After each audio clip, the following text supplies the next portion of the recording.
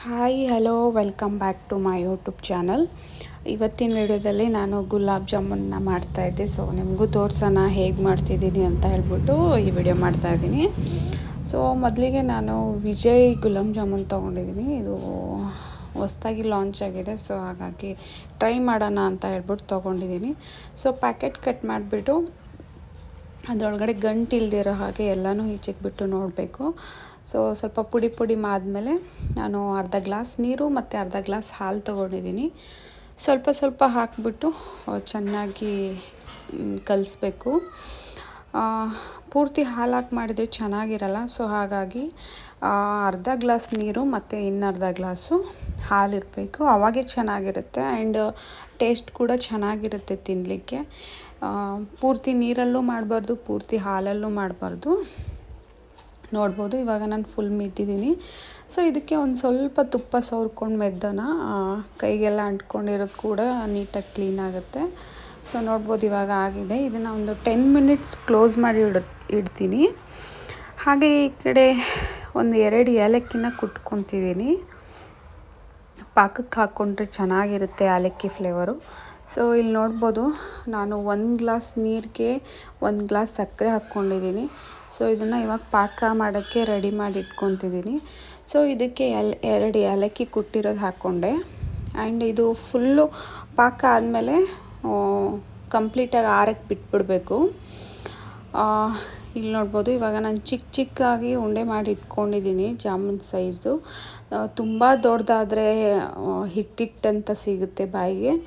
ಬೇಡ, ಚಿಕ್ಕದೇ ಮಾಡಿಕೊಂಡ್ರೆ ಸಾಕು. ಇಷ್ಟಿದ್ರೆ ಸಾಕು. ಇದೇ ಊದ್ಕೊಂಡು ಸ್ವಲ್ಪ ದಪ್ಪ ಆಗುತ್ತೆ. ಆ್ಯಂಡ್ ಈ ಕಡೆ ಎಣ್ಣೆ ಕಾದಿದೆ. ಇವಾಗ ಬಿಡ್ತಾಯಿದ್ದೀನಿ ಜಾಮೂನ್ನ. ಸೊ ಇದನ್ನು ಬ್ರೌನ್ ಬರೋವರೆಗೂ ಫ್ರೈ ಮಾಡಬೇಕು.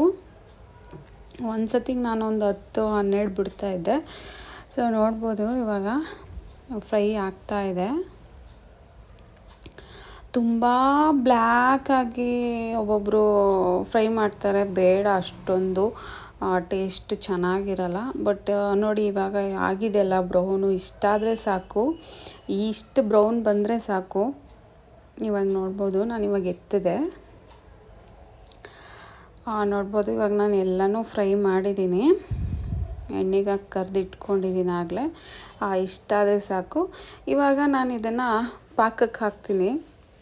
ಸೊ ತುಂಬ ದಪ್ಪ ಆಗೋದು ಬೇಡ, ತುಂಬ ಸಣ್ಣನೂ ಬೇಡ, ಮೀಡಿಯಮ್ ಆಗಿದ್ದರೆ ಸಾಕು. ಇವಾಗ ನೋಡ್ಬೋದು ಇವಾಗ ನಾನು ಇದು ಪಾಕಕ್ಕೆ ಹಾಕ್ತಿದ್ದೀನಿ. ಪಾಕ ಸ್ವಲ್ಪ ಜಾಸ್ತಿನೇ ಇರಬೇಕು. ಕಡಿಮೆ ಇದ್ಬಿಟ್ರೆ ಆಮೇಲೆ ಫುಲ್ಲು ಡ್ರೈ ಆಗಿಬಿಡುತ್ತೆ, ಸಿಗಲ್ಲ ಪಾಕ.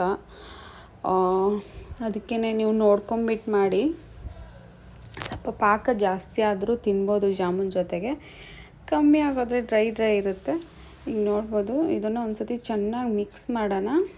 ಇದು ಚೆನ್ನಾಗಿ ಮಿಕ್ಸ್ ಮಾಡಿ ಒಂದು 10 ಮಿನಿಟ್ಸು ಕ್ಲೋಸ್ ಮಾಡಿ ಇಟ್ಬಿಡೋಣ. ಸೊ ಪಾಕ ಎಲ್ಲ ಹೀರ್ಕೊಂಡು ಒಳ್ಳೆ ಟೇಸ್ಟ್ ಬರಬೇಕಲ್ವ, ಅದಕ್ಕೆ.